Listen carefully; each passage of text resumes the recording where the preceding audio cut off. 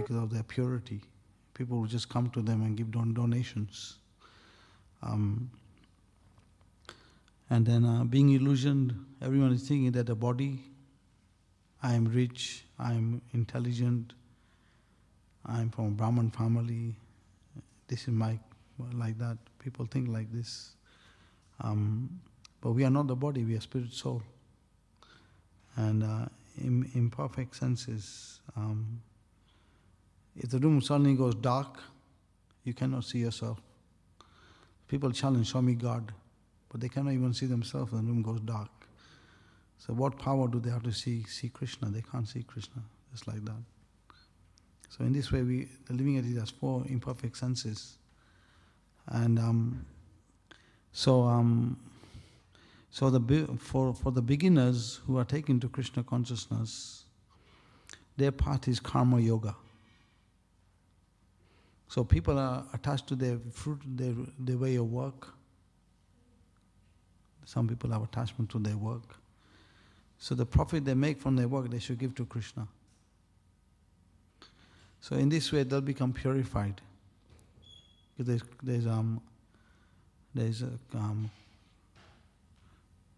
Sakam Karma Yoga, which is someone is attached to the fruit of their work.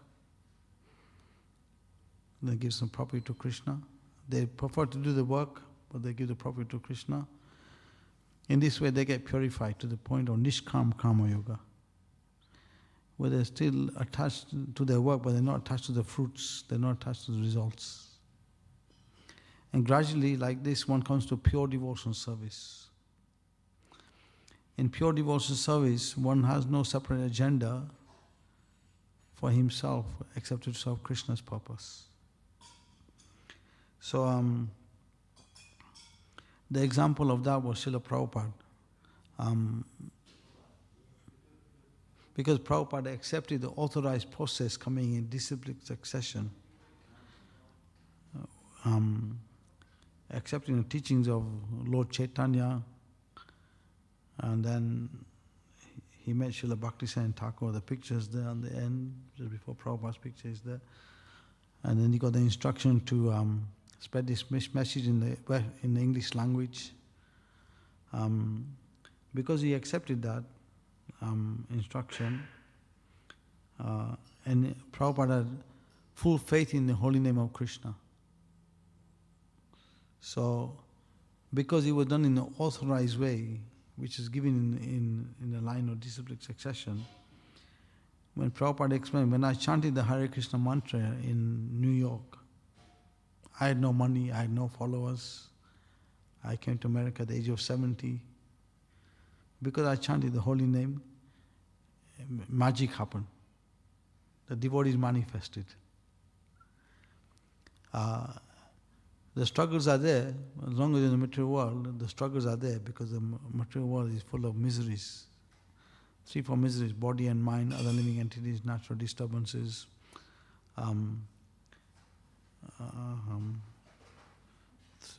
You're dealing with 3 modes of nature in the material world. People are affected by the 3 modes: goodness, passion, ignorance. So, but someone who's on the transcendental platform, he goes by Krishna's plan. So Prabhupada went by Krishna's plan. So Prabhupada's mission was to translate the books, which he was, Bhaktisiddhanta Thakur told him to translate the books, write the books in English. He did that, which he translated from Sanskrit.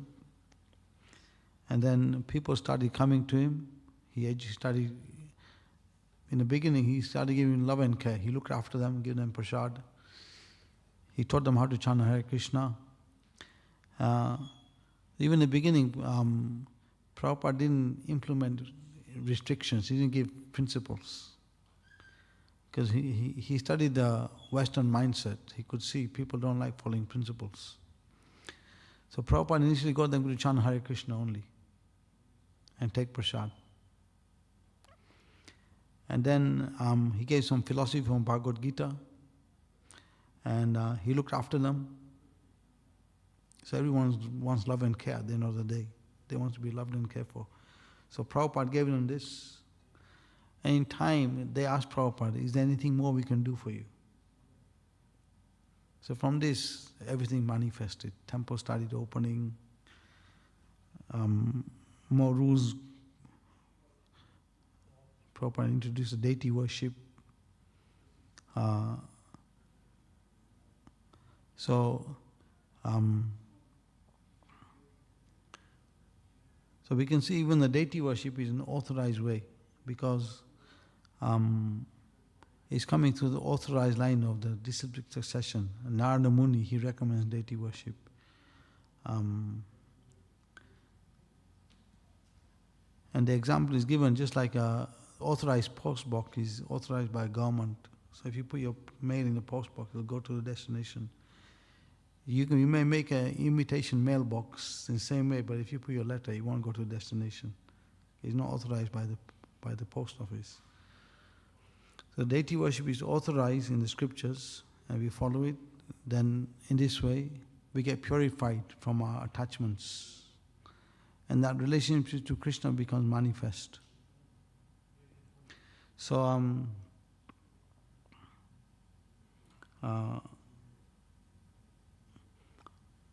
So Prabhupada said this process of Krishna consciousness is very simple.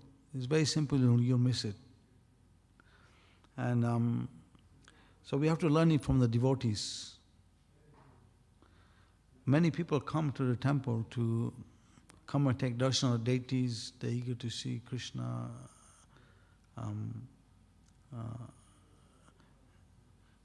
But they don't acknowledge who the devotees are. But actually, the Krishna resides in the hearts of devotees and the Guru. So by pleasing them, we please Krishna. To approach Krishna directly is not so easy. It takes many births. But to please the devotees, then Krishna is pleased. And the example is given, just like they did a survey with rich people. How many of them would reveal their lives to people in general? And they said only 3-4 people they know who are very close to them. So Krishna is the richest. He owns everything. So he'll only reveal himself to those who are dear to him.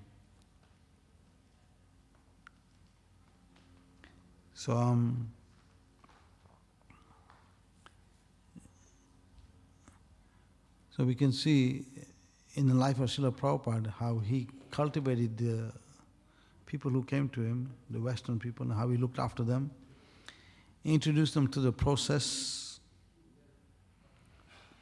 and other thing is which Prabhupada did was maintain the purity. So Prabhupada never compromised on the line of purity. So he kept to the line of Guru, Sadhu, Shastra. He made sure the principles were followed of eating Krishna Prasad, deity worship, chanting Hare Krishna. Because it says in Bhagavad Gita, 18th chapter, that Krishna says, if someone surrenders to me, he becomes glorious. But if someone doesn't, then he'll be affected by the modes of nature.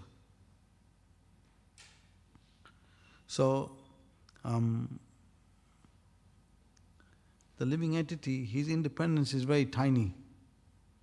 His independence, Krishna has unlimited independence, but the living entity has a very tiny independence. His independence is example is given, limited. Like if you're flying in a plane, you can go up and down the aisle, you can sit on the chair, you can use a bathroom, you can eat something, you can read something, very limited. Whereas whatever Krishna wants to do, he just does, it just manifests.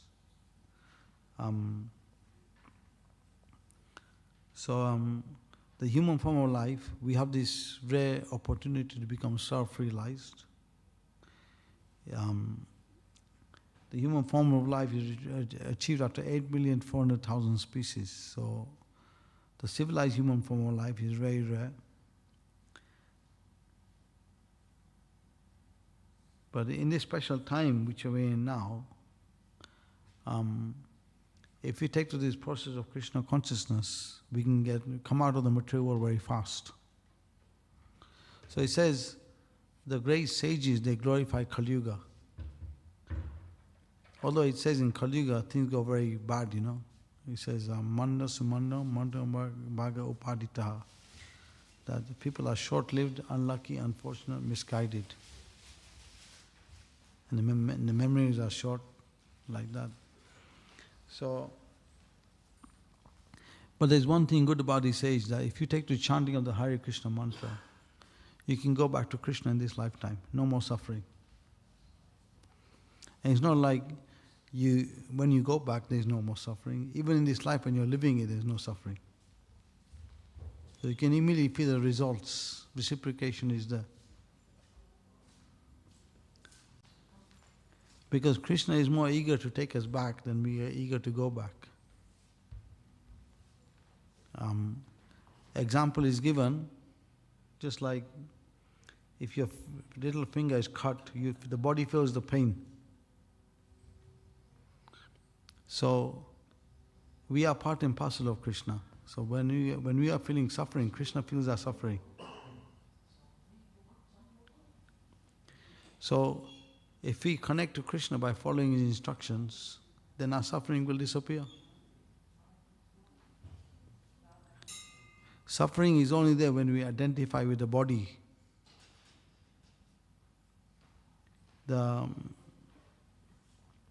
Everyone's trying to live a happy life in the material world.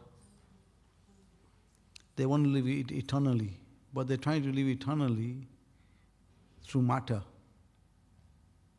But living it is separate from matter. He has nothing to do with matter. He's spirit soul.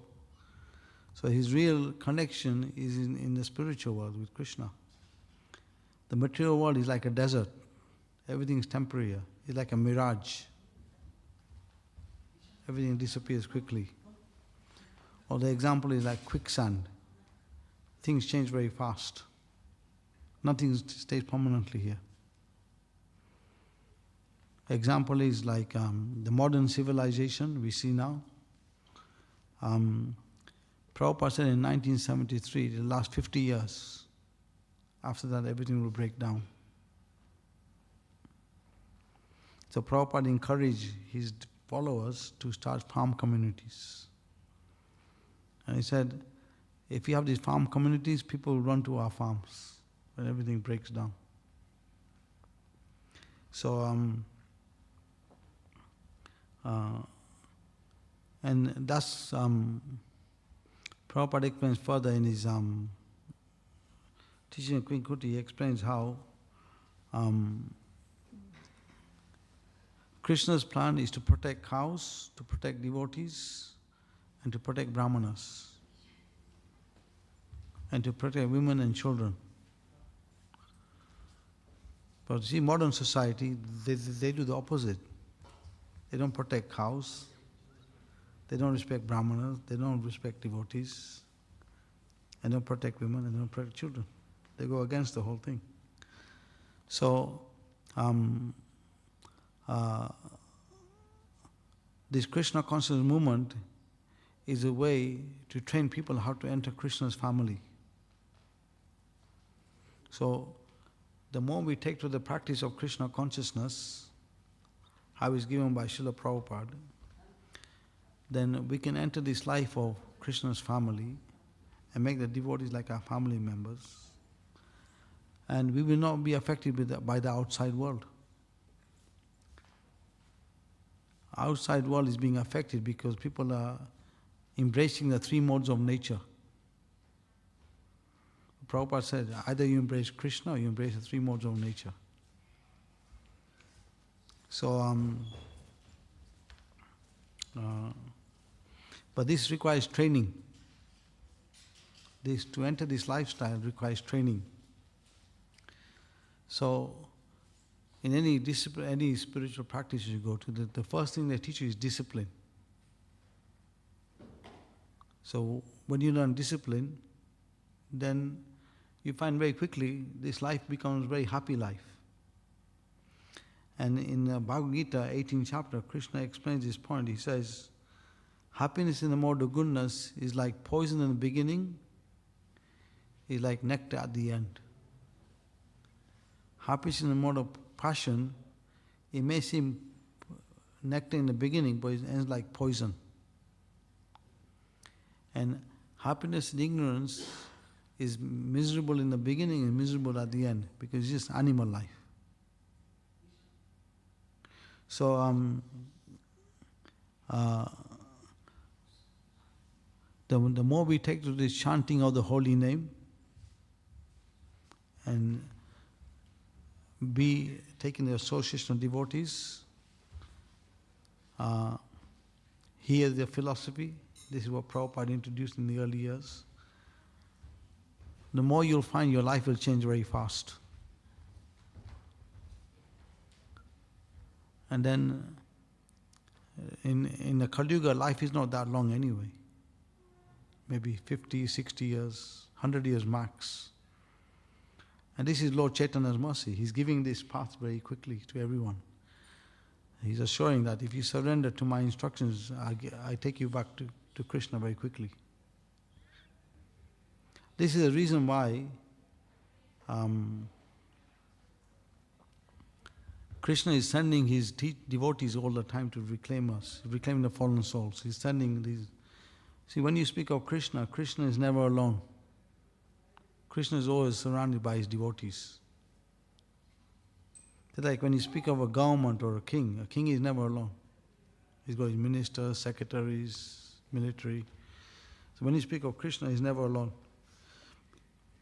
So it comes by this regular hearing. Hearing, even in the material world, everything is based on hearing. People pay so much money to go to college, university to learn something. So, same thing applies in spiritual life. That by hearing, you become purified. And then, from that, attachment comes to Krishna. Jai Shri Radha Gokulanda ki Jai. Any comments or questions at this point?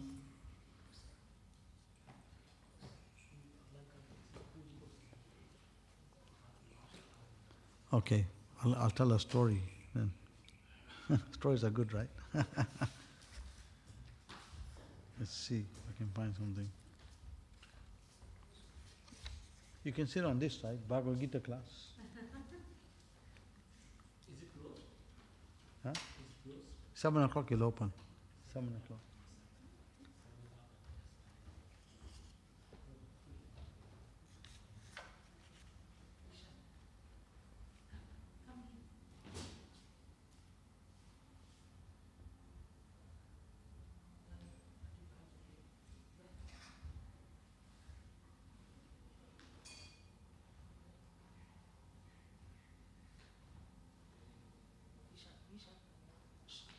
Okay, I got it here.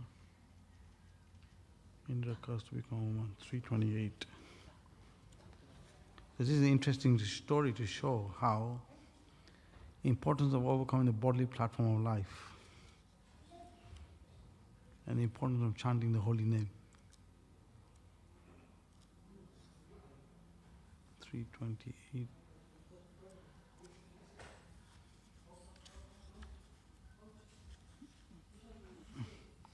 Okay, Indra cursed to become a woman from Nrsimha Purana.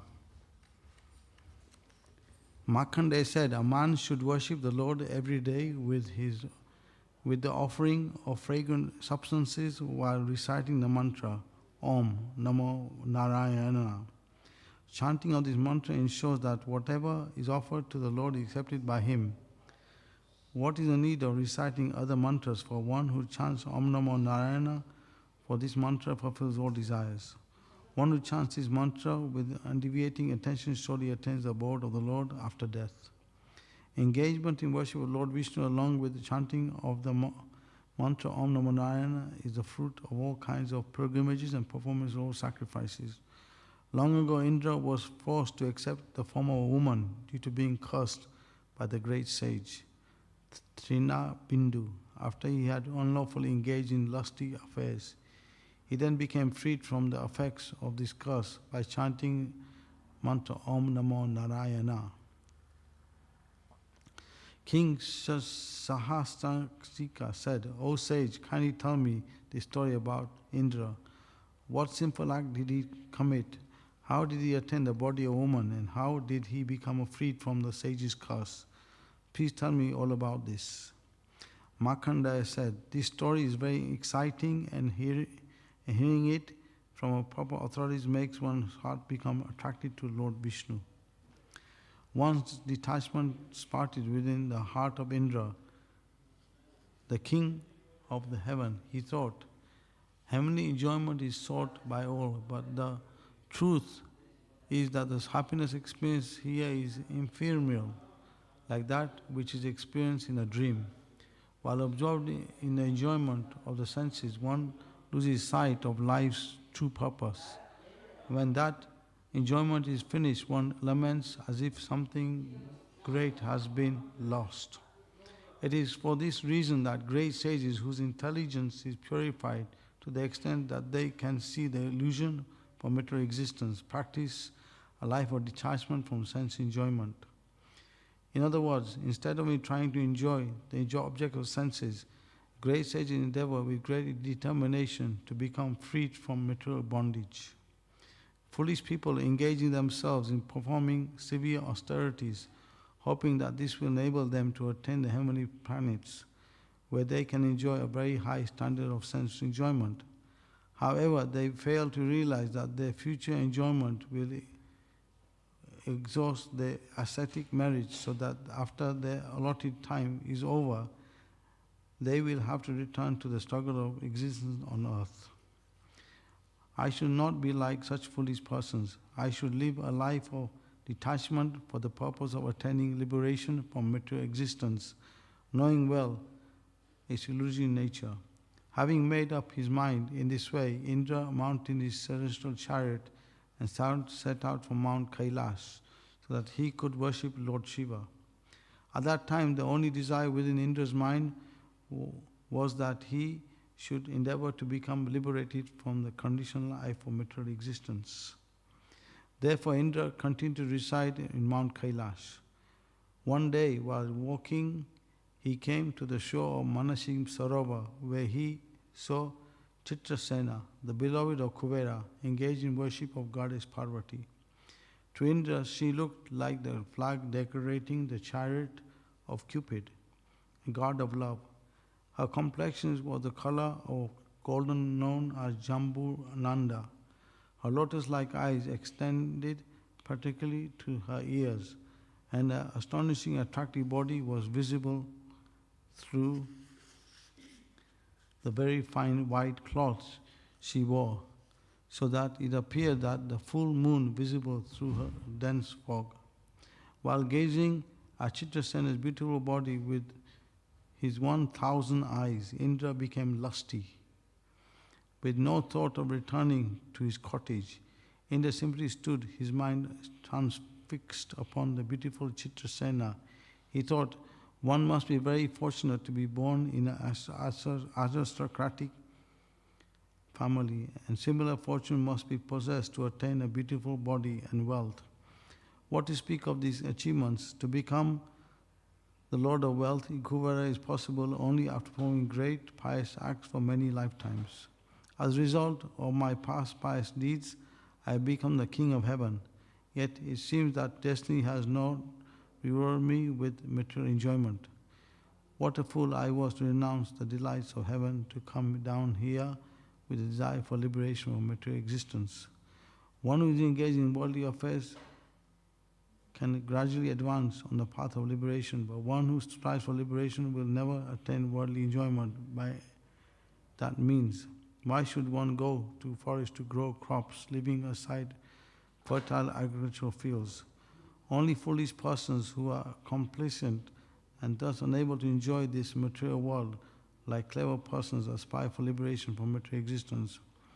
While indulging such thoughts, Indra became more and more captivated by beautiful Chitrasena, the wife of Kuvera. Having lost all sense of detachment, Indra began summoning Kamadev, the god of love. Remembering how he had been burnt to ashes long ago by anger of Lord Shiva, Kamadev fearfully approached Indra and said, "O Master, tell me what you wish for me to do. Tell me who is your enemy at present, and I will plunge that person into an ocean of adversity." Being pleased by Kamadev's submission, Indra laughingly replied, Who other than Lord Shiva can survive the onslaughts of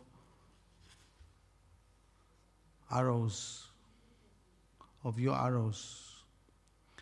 Kindly fill the heart of this lovely lady with love for me. See how at present she is engaged in worship of Parvati. Without hesitation, Kamadev placed a flower arrow upon his bow string and recited a proper mantra.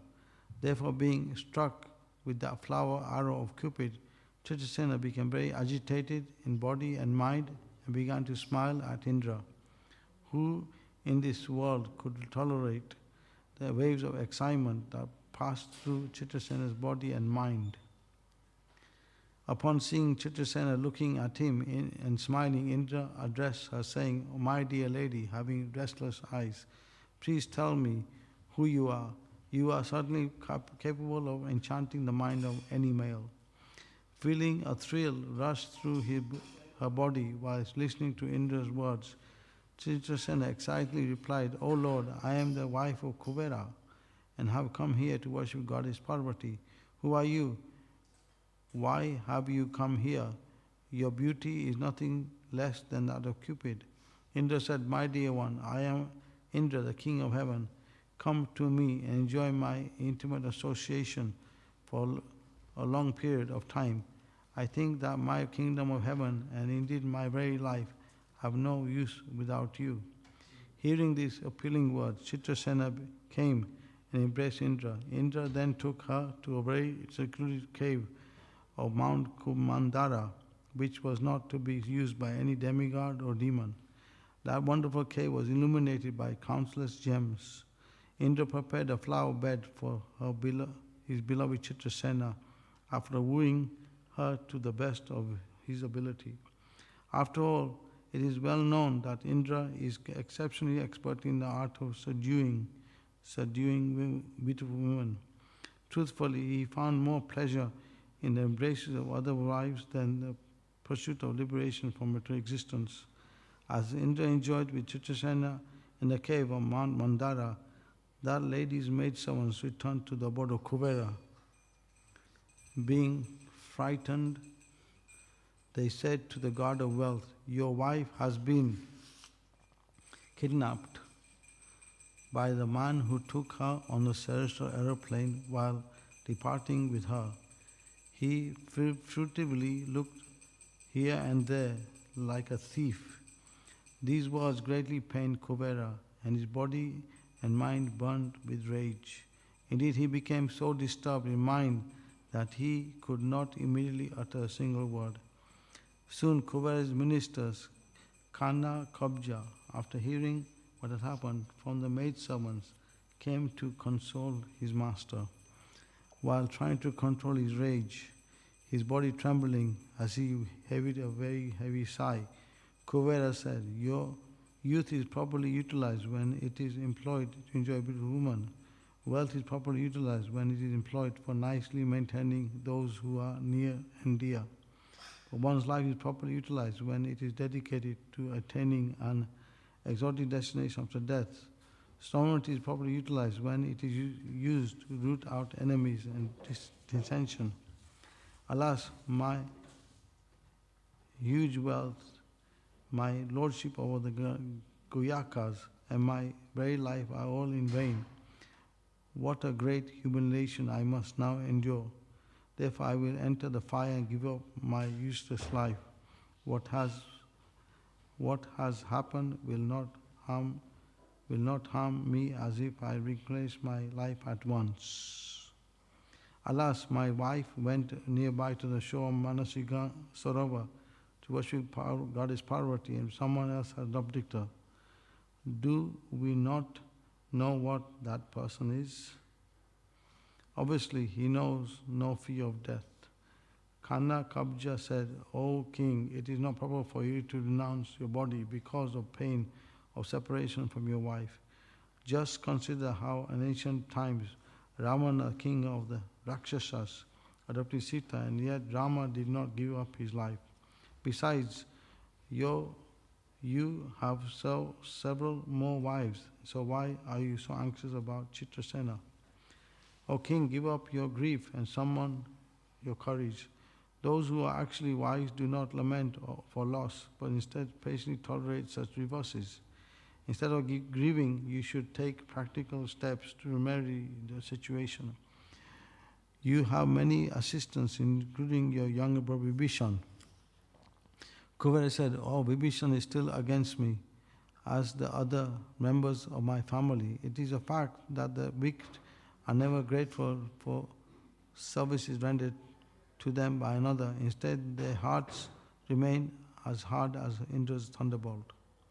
Kanna Kabja said, O Lord of wealth, it is a fact that family feuds are very common. Still, members of family are united when it comes to relations with the public. No member of the family wants to see another member defamed in public.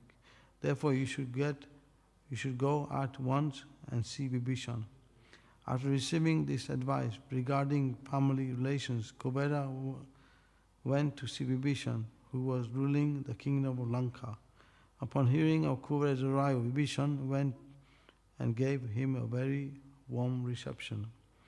Seeing the pain expressed on Kubera's face, Vibhishan anxiously said, O king of wealth, what is bothering you? Tell me at once, and I will do whatever is necessary to remove your grief. Kubera said, My dear brother, I have not seen my wife Chitrasena for some days. I do not know whether she was kidnapped or whether she was willingly run away with another man. Indeed, I do not know whether she is dead or alive. In separation from her, I am suffering greatly. Indeed, if she is not found soon, I will give up my life.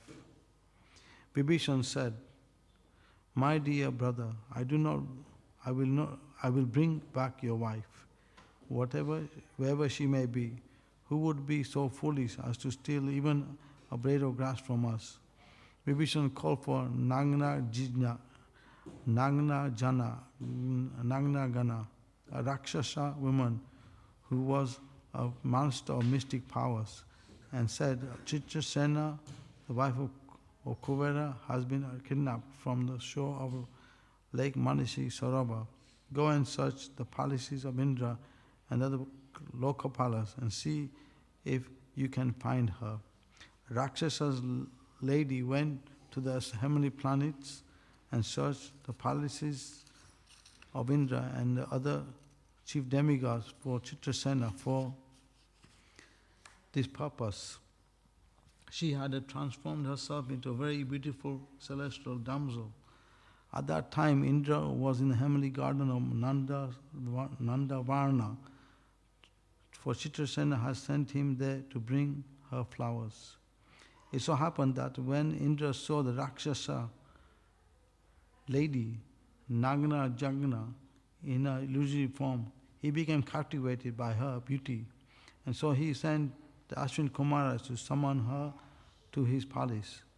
The twin physicians of the demigods then approached Chitrasena and said, My dear beautiful lady, come with us and we will take you to Indra, the king of the demigods. Nagna Jana softly replied, I can only comply with this respect if Indra comes and personally escorts me to his palace and not otherwise. The twin Ashwin Kumaras relayed this message to Indra.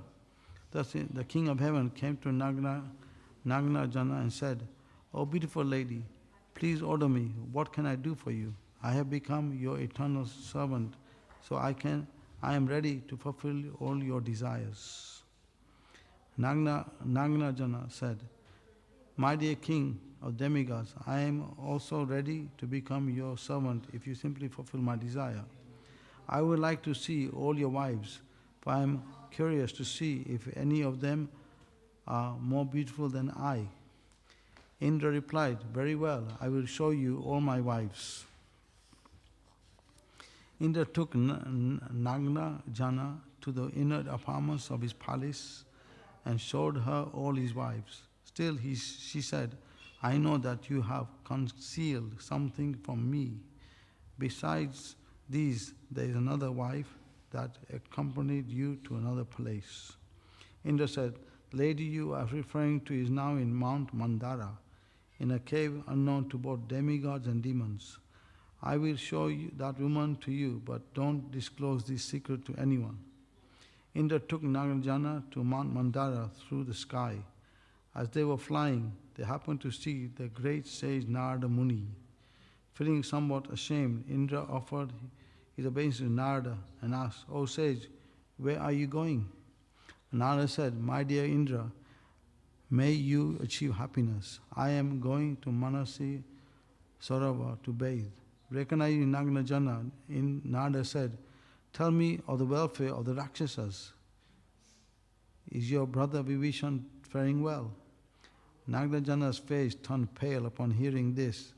Indra was also greatly surprised, saying to himself, this lady has certainly deceived me.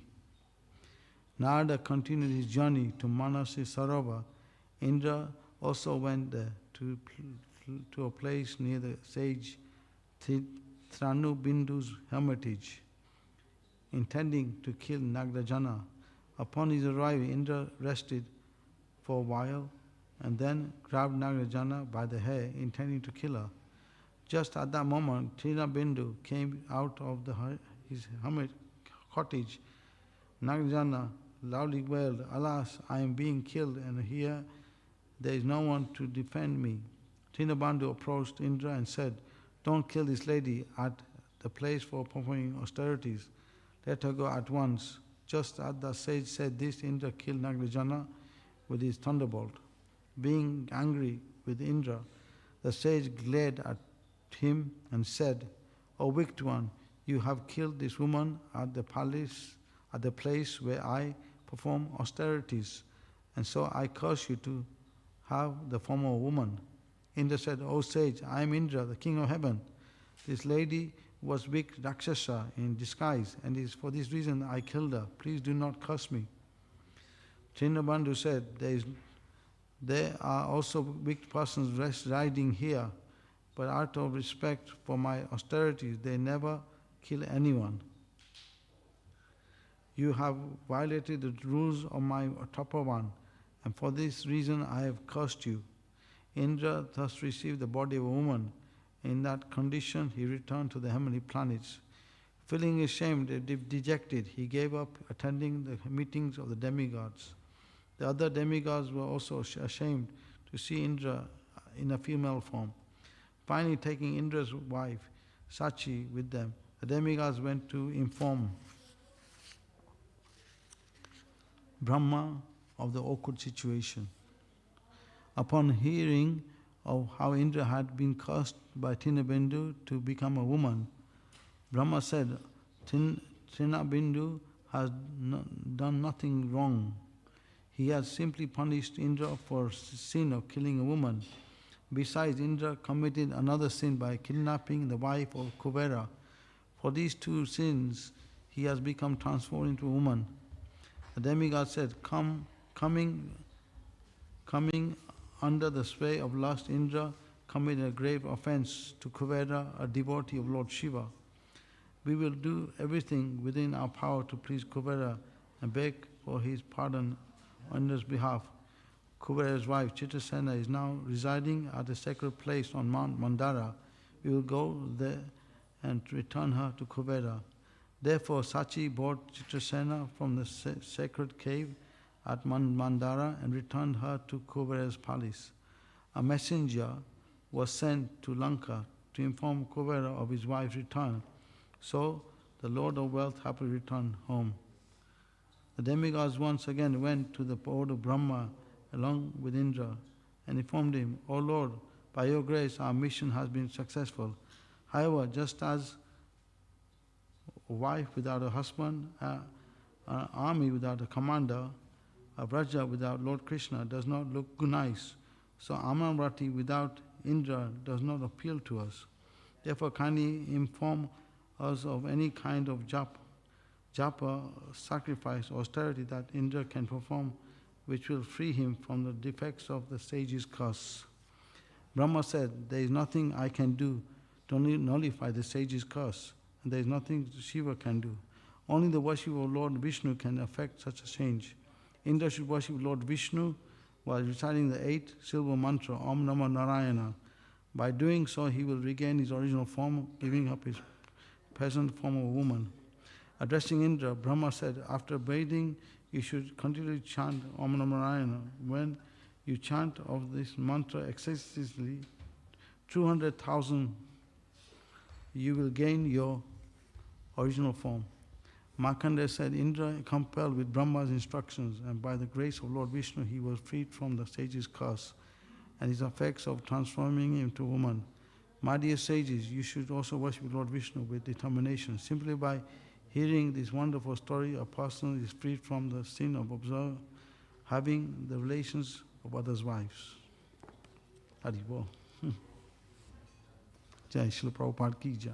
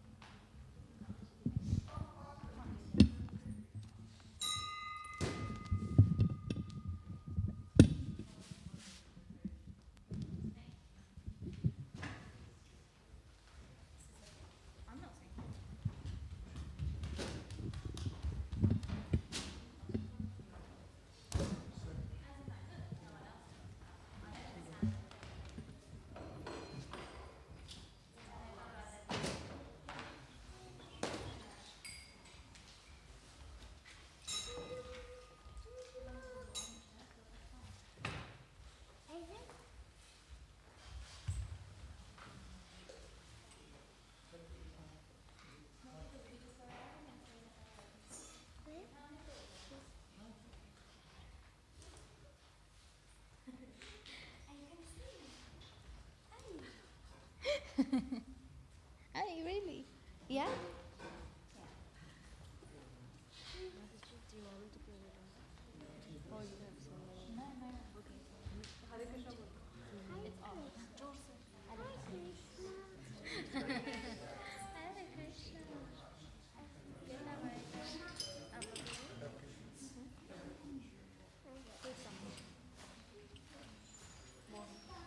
More.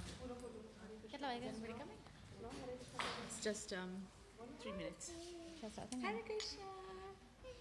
Hare Krishna. I love her outfit. I know. It's such Pretty nice colour. colours. Yeah. Hare Krishna. What's your name? My name is Naya.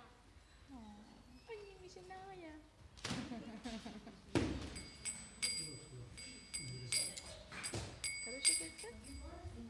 કેટલા વાગ્યા? 3 minutes. 2 minutes. 2 minutes? 3 minutes? Okay. Shall we sing? Jai Guru. Where's your sugar? Yeah, go ahead. Yeah?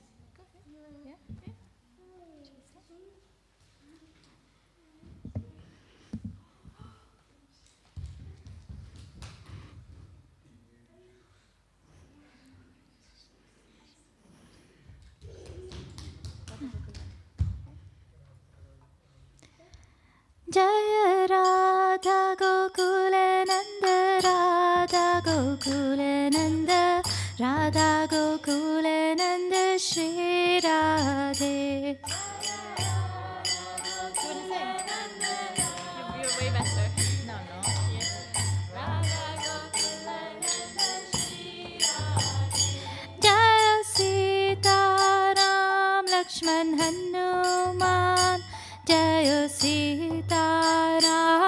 Lakshman Hanuman.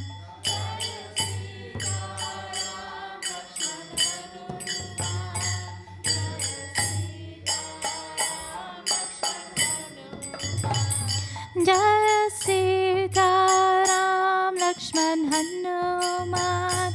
Jaya Sita Ram Lakshman Hanuman.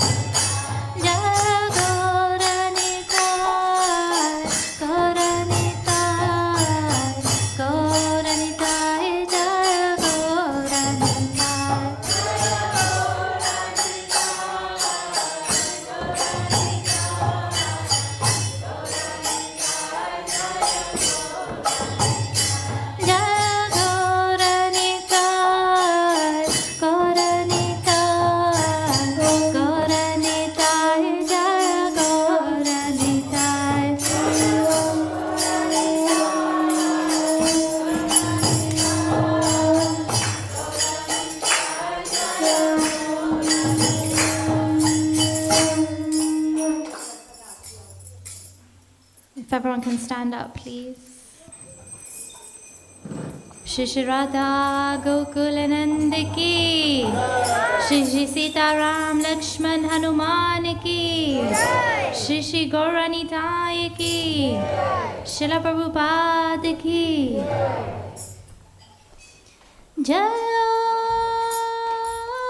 Jaya Gaurachande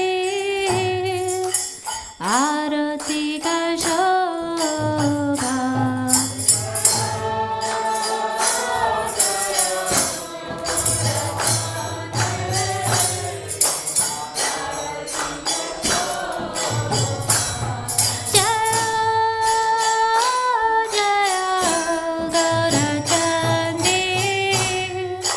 Arati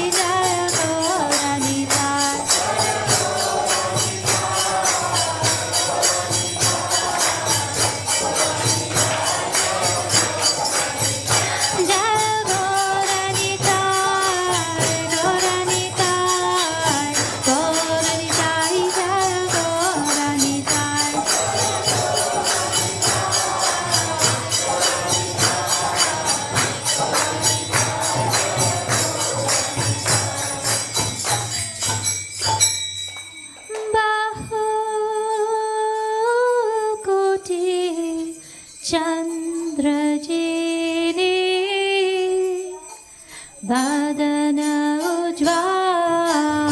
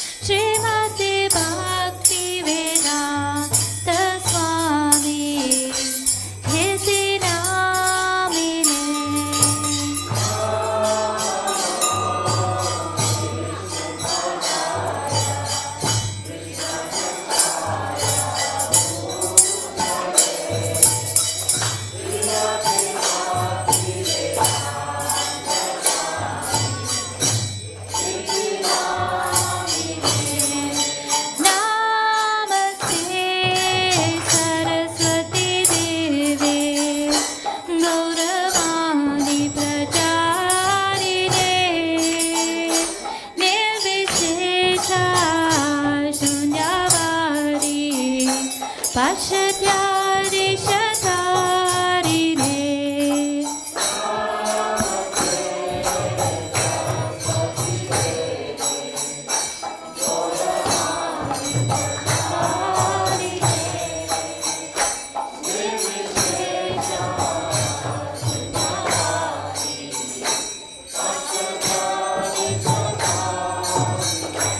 Jaya Shri Krishna Chaitanya Prabhu Nityananda Shri Advaita Gadadhar Srivasadi Gaura Bhaktavrinda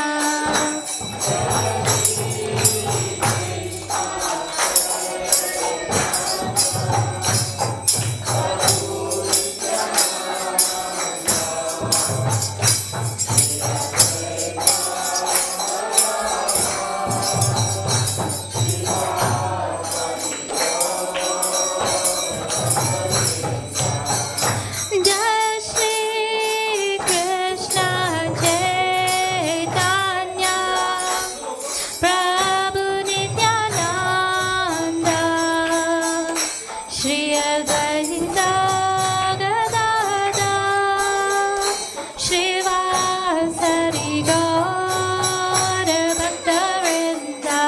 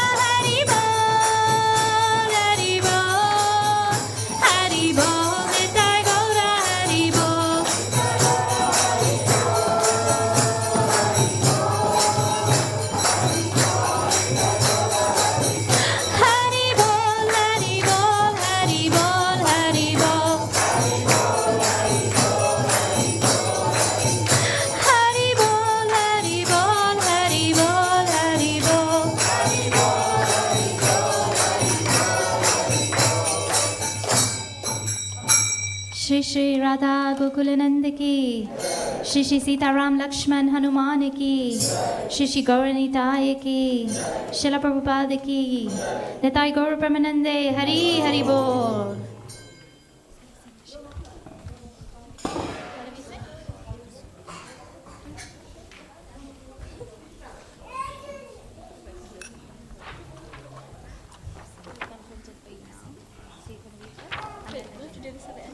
All right now?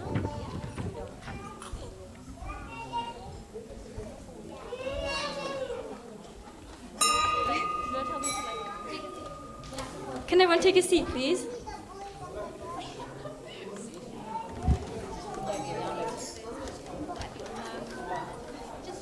We're going to recite some prayers now.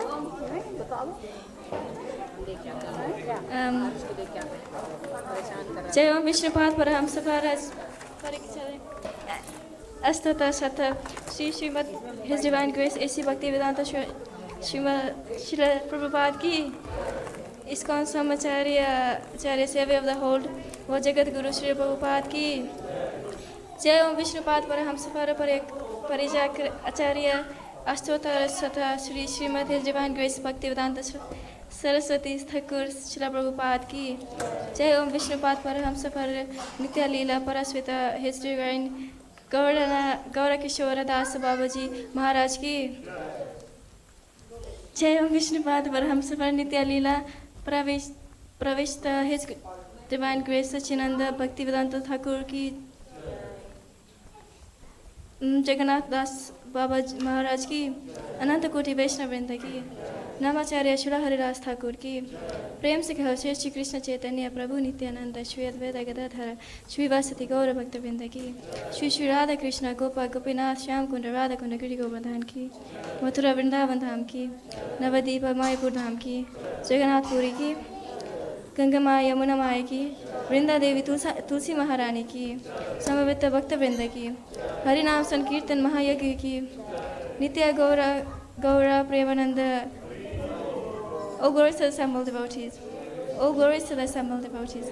Oh, glories to the assembled devotees.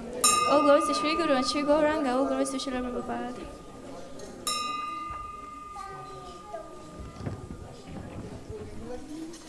We're going to do the Nrsimha prayers now.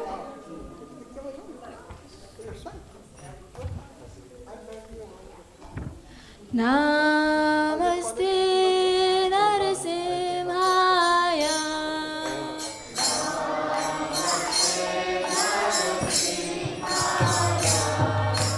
Namaste Narasimhaya.